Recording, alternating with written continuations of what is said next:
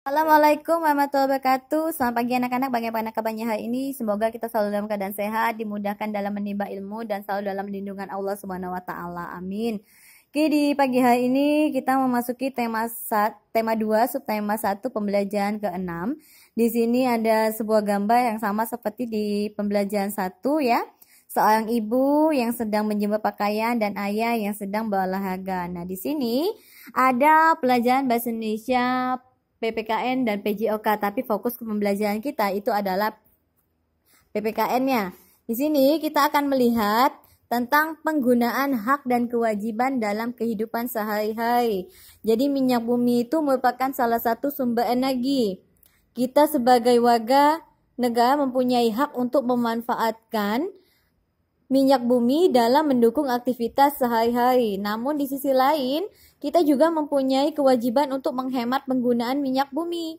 Minyak bumi merupakan sumber energi yang tidak dapat diperbarui karena proses pembentukan minyak bumi membutuhkan waktu yang lama. Jadi bisa mencapai jutaan tahun.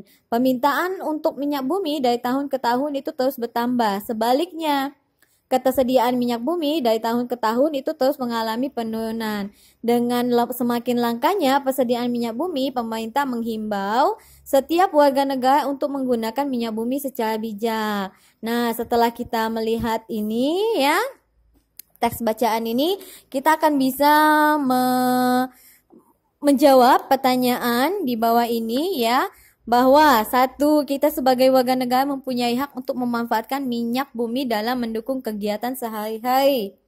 Nah, jadi maksud dari pernyataan ini, kita memang memiliki hak tersebut. Tapi kita sebagai manusia harus dapat mengolahnya dengan baik. Karena jika minyak bumi tersebut digunakan secara berlebihan, maka lama-kelamaan akan habis. Kemudian yang kedua, apa yang terjadi jika warga negara tidak mendapatkan haknya? Nah, ketimpangan akan hak dan kewajiban yang terjadi akan menimbulkan gejolak dalam kehidupan masyarakat. Jadi, gejolak tersebut bentuk ketidakpuasan atas tidak berjalannya hak dan kewajiban secara seimbang. Jadi, untuk menghindarinya, ya, kita diperlukan kesadaran secara mendasar pada setiap individu akan kewajiban yang harus dipenuhi guna mendapatkan hak yang pantas dan sesuai atas pelaksanaan kewajiban tersebut. Kemudian yang ketiga, kita sebagai warga negara berkewajiban untuk menghemat penggunaan minyak bumi. Nah, pernyataan ini maksudnya ketersediaan sumber daya alam minyak bumi itu sangat terbatas. Jadi kewajiban sebagai warga negara itu adalah menghemat penggunaan minyak bumi. Ya, seperti yang sudah Ibu bilang, contohnya kita harus menghemat menggunakan bahan bakar bensin. Jadi kalau jarak tempuhnya cukup dekat, cukup menggunakan sepeda atau jalan kaki. Selain menyehatkan, ya kita juga bisa langsung berhemat. Kemudian, apa yang terjadi jika kita tidak menjalankan kewajiban kita dengan baik? Wah, kewajiban itu kan sesuatu yang harus dikerjakan. Nah, apabila kita melakukan kewajiban kita pasti akan menerima hak. Jadi, ketika kita tidak melaksanakan kewajiban dengan baik, maka kita juga tidak dapat menerima hak kita.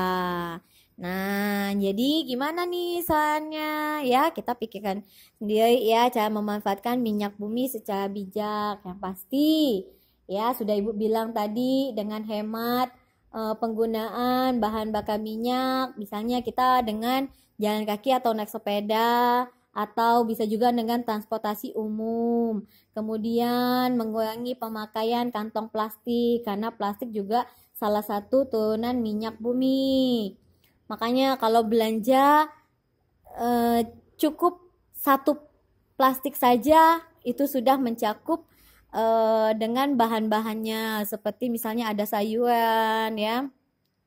Kemudian kalau enggak bawa tempat dari rumah, misalnya dengan box ya, itu untuk ayam, box satu lagi untuk ikan. Jadi bisa menggunakannya berulang-ulang, tidak menggunakan kantong plastik yang cukup satu kali penggunaan langsung dibuang. Itu namanya tidak menghemat ya. Oke, cukup sampai di sini dan sampai jumpa.